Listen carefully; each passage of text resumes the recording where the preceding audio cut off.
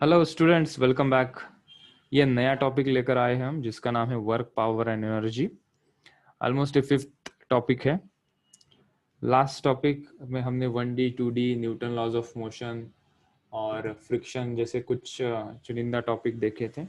ये भी अपने किस्म का एक अच्छा टॉपिक है, इंटरेस्टिंग टॉपिक है।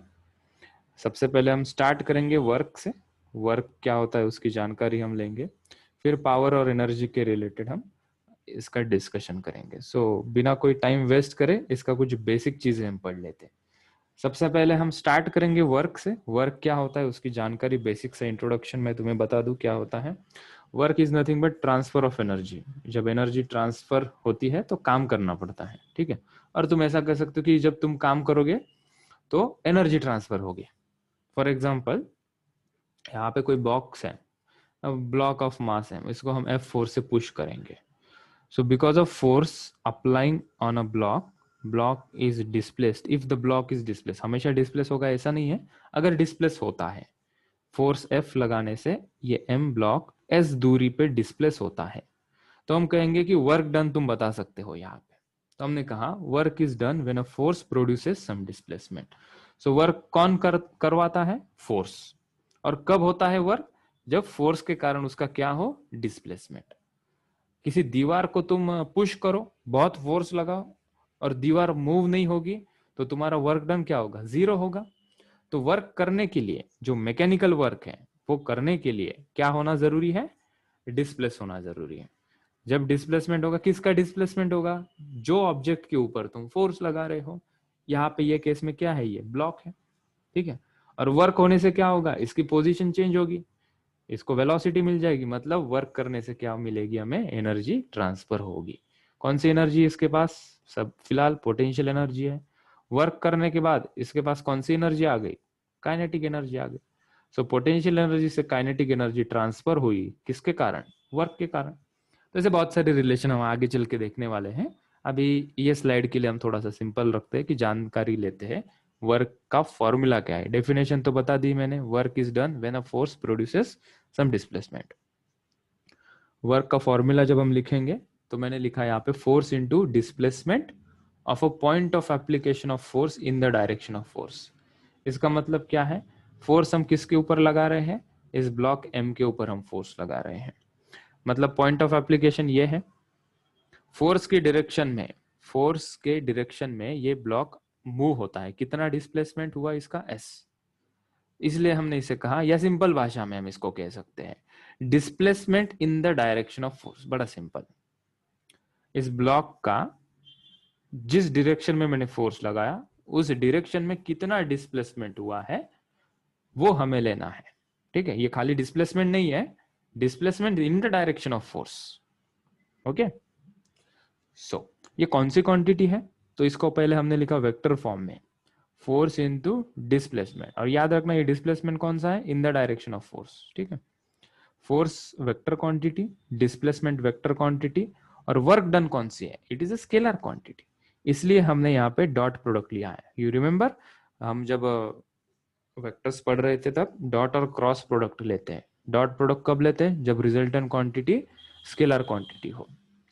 और जो फोर्स और डिस्प्लेसमेंट ये दोनों वेक्टर हैं, और उससे जो बना हुआ क्वांटिटी वर्क डन वो कैसी है?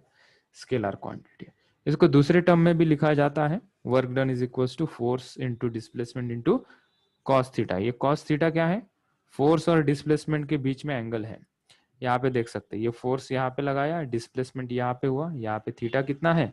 0 डिग्री। तो यहाँ पे कॉस की वैल्यू ये सिचुएशन के लिए अगर हम लिखेंगे तो लिखेंगे F S cos 0 degree. Cos 0 कितना होता है? 1। तो इसके लिए वर्क डन कितना हो जाएगा? Force into displacement. आगे चल के इसकी और डिटेल जानकारी मिलेगी, so don't worry about it. So work done scalar quantity, इसका यूनिट, ऐसा यूनिट की बात करूं तो newton into metre. Force is newton, displacement is metre. और न्यूटन मीटर को हम जनरली इंडिकेट करते हैं जूल से। That is 1 newton into metre is equal to 1 joule, ठीक है। इसका दूसरा यूनिट भी होता है सीजीएस यूनिट, वो लिखना चाहो तो वो भी लिख लो। सीजीएस यूनिट वो होता है अर्क, ठीक है। And 1 joule is equal to 10 to the power 7 erg. ये रिलेशन होता है, ठीक है, न्यूमेरिकल के वक्त हम उसको और डिटेल में देखेंगे। फिलहाल के लिए तुम्हें ये याद रहना चाहिए कि what is 1 joule to erg, that is 10 to the power 7। Okay,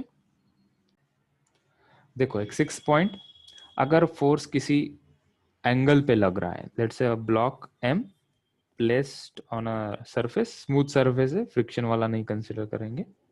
यहाँ पे ब्लॉक रखा है, उसको हम एफ फोर्स लगा रहे हैं, और because of this force this block is displaced here by some displacement S. और अगर हम बोलेंगे work done by force F in displacing a block by displacement S, तो वर्क डन क्या होगा? तो बाय डेफिनेशन, डेफिनेशन क्या कहती है, हमें क्या लेना है, force into displacement in the direction of force. So यहाँ पे displacement in the direction of force. अभी ये फोर्स के डायरेक्शन में कोई डिस्प्लेसमेंट है क्या? एफ के डायरेक्शन में नहीं, डिस्प्लेसमेंट कहाँ हो रहा है? यहाँ पे हो रहा है, इन द हॉरिजॉन्टल डायरेक्शन। तो हम एक फोर्स का कंपोनेंट जिस डायरेक्शन में डिस्प्लेस हो रहा है वो ले लेंगे। सो यहाँ से अगर हम देखते हैं कि ये गिवन थीटा है, तो ये हो जाएगा एफ कॉस थीटा, जहाँ से हम थीटा मेजर करते हैं जो एक्सिस से, वो एक्सिस के अलोंग कंपोनेंट को हम कॉस थीटा देते हैं, ये सबको पता है अभी। और ये वाला कंपोनेंट हो जाएगा एफ साइन थीटा। तो डिस्प्लेसमेंट के डायरेक्शन में जो फोर्स है वो कौन सा है? F cos theta. सो वर्क डन क्या होगा because of F along this direction will be F S cos theta. Now अगर किसी क्वेश्चन में दिया है ये थीटा वर्टिकल के साथ मेजर किया है, तो इस बार वर्क डन क्या होगा? एफ के दो कंपोनेंट लिए, ये आया एफ कॉस थीटा और ये आया F sine theta. So in this case work done by this F force in displacing by displacement S will be Fs sin theta, क्योंकि डिस्प्लेसमेंट के डायरेक्शन में जो फोर्स है वो कौन सा है? F sin theta है। सो रिमेंबर, ये ऐसा रट्टा मत मारो इसे कि Fs cos थीटा या Fs sin थीटा ही फॉर्मूला होता है। इट डिपेंड्स अपॉन कि किस प्रकार से क्वेश्चन डिजाइन किया है। यहाँ पे थीटा यहाँ से मेजर किया था तो ये आया, ऊपर से मेजर किया तो ये आया। ऐसा भी याद मत रखो कि हॉरिजॉन्टल के साथ किया तो कॉस आता है, वर्टिकल के साथ किया तो साइन थीटा आता है। ठीक है, ये फिर नॉनसेंस वाली बात होगी। कॉन्सेप्चुअली समझ लो कि इन द डायरेक्शन ऑफ डिस्प्लेसमेंट वाला फोर्स हमें लेना होता है। देखो अभी जानकारी लेते हैं टाइप्स ऑफ वर्क डन की। 3 प्रकार के वर्क डन होते हैं generally, positive work done, negative work done and zero work done. ये समझाने के लिए यहाँ पे मैंने एक ब्लॉक निकाला है। लेट से ग्राउंड के ऊपर एक स्मूथ ग्राउंड है, जब तक मैं कहूंगा कि फ्रिक्शन है यहाँ पे तब तक consider it is a smooth. A block is placed, mass M होगा ऑब्वियसली, ये बॉय उसके ऊपर फोर्स लगा रहा है एफ। सो बॉय इसके ऊपर धक्का दे रहा है और फोर्स लगा रहा है एफ, और ये ब्लॉक आगे एस डिस्प्लेस हो रहा है, यहाँ आके कहीं आ जाएगा ये एफ फोर्स के कारण। ठीक है, तो यहाँ पे समझो बात को, वर्क डन बाय बॉय, अगर मैंने बोला वर्क डन बाय बॉय तो हमने लिखा वो W is equal to F S cos theta. बॉय उसके ऊपर वर्क डन कर रहा है, किसके ऊपर? ब्लॉक के ऊपर। सो बॉय ने ब्लॉक के ऊपर कितना फोर्स लगाया? हमने कहा एफ। कौन से डायरेक्शन में? यहाँ हॉरिजॉन्टली पॉजिटिव एक्स डायरेक्शन के ऊपर, यहाँ देख सकते हो ये एफ। और डिस्प्लेसमेंट कहाँ हुआ? हमने देखा वो भी आगे हुआ, वही सेम डायरेक्शन में। तो हमने कहा कि फिर इन दोनों के बीच में एंगल कितना? हमने कहा 0 डिग्री। सो कॉस थीटा के अंदर ये जो थीटा है वो क्या पुट करेंगे हम? 0 डिग्री। तो कॉस 0 कितना होता है? 1 होता है। सो यहाँ पे वर्क डन कितना आया? W is equal to F S. Numerical value दी होगी यहाँ पे 2 न्यूटन एंड 4 मीटर, तो आंसर आ जाएगा 8 न्यूटन इंटू मीटर या 8 जूल। ठीक है, हम कोई नंबर कंसिडर नहीं कर रहे यहाँ। तो ये एफ एस आया है, वो वर्क डन आया। कैसा आया है? साइन क्या है इसका? हमने कहा कि पॉजिटिव है। तो हम ऐसा कह सकते हैं कि पॉजिटिव वर्क डन किसको कहेंगे? जिस डायरेक्शन में फोर्स लगाया है उसी डायरेक्शन में अगर डिस्प्लेसमेंट होता है तो उसको कहा जाता है पॉजिटिव वर्क डन। तो हम कहेंगे कि बॉय ने जो वर्क डन किया है वो कैसा है? Positive work done. अभी थोड़ा एक स्टेप आगे चलते हैं। हमने कहा कि वर्क डन बाय ब्लॉक, तो समझने और सुनने में ही थोड़ा सा ऐसा लग रहा है कि work done bye block, block भी वर्क डन कर सकता है। हमने कहा जी हाँ बिल्कुल, क्योंकि देखो इसका एक्सप्लेनेशन क्या है। जब बॉय ब्लॉक के ऊपर एफ फोर्स लगाएगा तो कांटेक्ट करेगा। जो फोर्स लगाया है बॉय ने ब्लॉक के ऊपर, वो ऐसे जादू से थोड़ी ना लगाया कि ऐसे दूर से हाथ किया उसने और ऑटोमेटिकली वो आगे बढ़ा। उसने हाथ लगाया, उसको कांटेक्ट किया, उसको कहते हैं ये कांटेक्ट फोर्स है। कॉन्टैक्ट फोर्स हमेशा बेटा पेयर में आते हैं, इक्वल और अपोजिट में आते हैं। वो न्यूटन का थर्ड लॉ कहता है कि इक्वल एंड अपोजिट फोर्सेस होते हैं। मतलब ब्लॉक के ऊपर एफ फोर्स लग रहा है तो ब्लॉक भी बॉय के ऊपर एफ फोर्स लगाएगा। मतलब बॉय ने अगर 2 न्यूटन फोर्स ब्लॉक के ऊपर लगाएगा तो ब्लॉक भी बॉय के ऊपर कितना फोर्स लगाएगा, 2 न्यूटन। तो अगर जब ब्लॉक का वर्क डन हमें निकालना है, ब्लॉक का वर्क डन हमें निकालना है, तो फोर्स कौन सा लेंगे हम, ये नीचे वाला है जो बॉय के ऊपर लग रहा है। कहाँ लगा रहा है, पीछे की तरफ। फिर भी सिचुएशन में ब्लॉक आगे ही चल रहा है, तो इस सिचुएशन में हम लिख सकते हैं कि फोर्स पीछे, that is for this situation, work done bye block situation के लिए फोर्स पीछे, फिर भी डिस्प्लेसमेंट कहाँ हो रहा है, आगे हो रहा है। अब इन दोनों के बीच में जो एंगल है वो कितना है, 180 डिग्री। सो कॉस 180 डिग्री कितना होता है, -1। सो वर्क डन यहाँ पे कितना आया, -Fs, that is work done bye block is negative. क्या हम ऐसा कह सकते हैं क्या, अगर फोर्स और डिस्प्लेसमेंट का डायरेक्शन एग्जैक्टली अपोजिट होता है, दैट इज 180 डिग्री पे, तो उस वर्क डन को क्या कहा जा सकता है, नेगेटिव वर्क डन। एक साधारण सा, एक सिंपल सा एग्जांपल, जब तुम गाड़ी को ब्रेक लगाते हो, तुम गाड़ी चला रहे हो, होंडा एक्टिवा कोई भी गाड़ी तुम चला रहे हो, सिग्नल तुम्हें दिखा, तुम 60 के स्पीड में थे, तुमने ब्रेक दबाया। जब तुम ब्रेक दबाओगे तो मोशन के अपोजिट डायरेक्शन में फोर्स लगेगा। ब्रेक लगना एक क्या फोर्स कौन सा होता है, ब्रेक लगना मतलब क्या करते हैं हम, मोशन के अपोजिट डायरेक्शन में फोर्स लगाएंगे। जब हम गाड़ी को फोर्स लगाते हैं, ये गाड़ी तुम्हारी चल रही है, ठीक है, तुमने ब्रेक दबाया, ब्रेक दबाया मतलब तुमने रोकने की कोशिश की, मतलब तुमने पीछे फोर्स लगाया, फिर भी गाड़ी आगे ही जाती है ना, डिस्प्लेसमेंट उसका आगे ही होता है। ऐसा थोड़ी ना होता कि तुमने ब्रेक दबाया और गाड़ी रिवर्स चलने लगी, गाड़ी की स्पीड कम हो जाती है।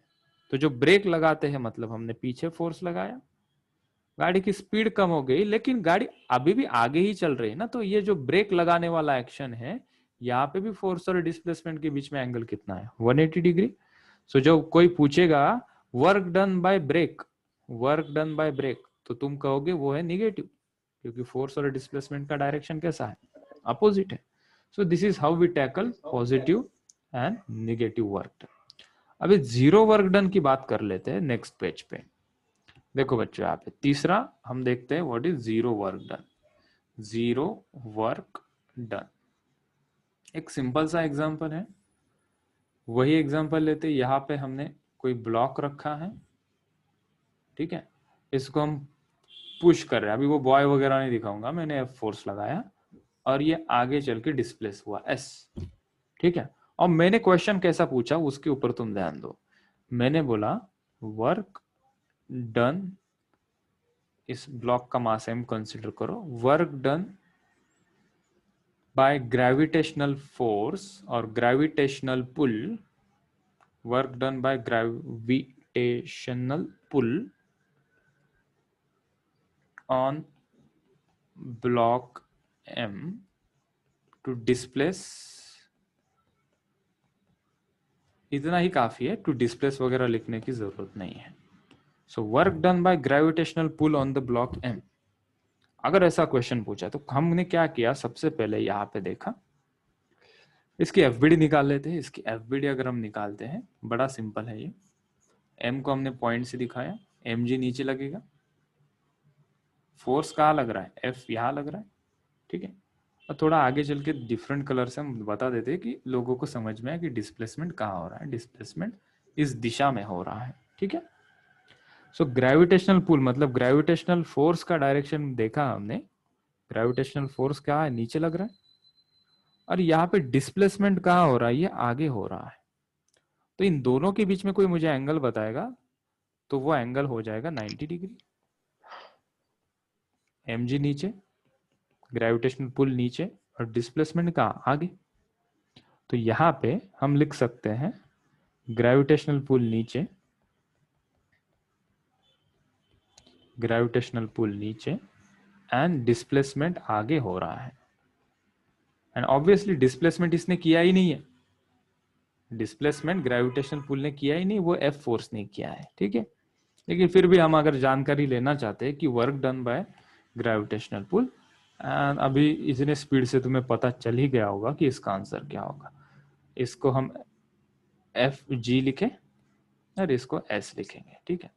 सो ये F G into S cos 90 degree. दोनों के बीच में एंगल कितना है?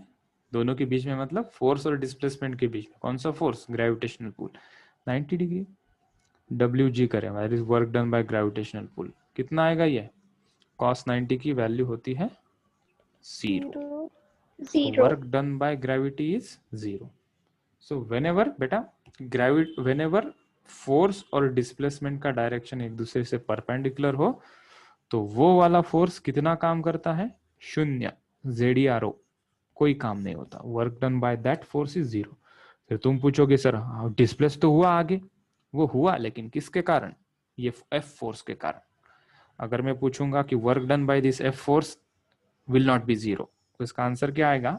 F S cos 0 degree. इस एफ फोर्स और एस के बीच में एंगल कितना है? 0 डिग्री। लेकिन हम जानकारी करना चाहते थे जीरो वर्क डन के बारे में, तो उस एग्जाम्पल के लिए हमें ग्रेविटेशनल पुल से समझना पड़ा। ग्रेविटी नीचे खींचती है, डिस्प्लेसमेंट यहाँ आ गया। वो बुक में एग्जाम्पल दिया होता है कि कोई कूली है, उसके सर के ऊपर बैग रखी है, वो आगे चल रहा है। So work done by gravity on the block kept on the head of the pulley, head of the coolie, pulley नहीं कुली। तो उसका आंसर क्या आ जाएगा? 0, क्योंकि कुली आगे चल रहा है, ग्रेविटी नीचे खींच रही है। So work done by gravity in this case will be 0, क्योंकि इसका mg नीचे, ये चल रहा है आगे s, दोनों के बीच में एंगल कितना है? 90 degree. So work done bye coolie in moving the block in the forward direction by gravity is 0। ठीक है, इस प्रकार से क्वेश्चन तुम्हें दिखाई पड़ेगा।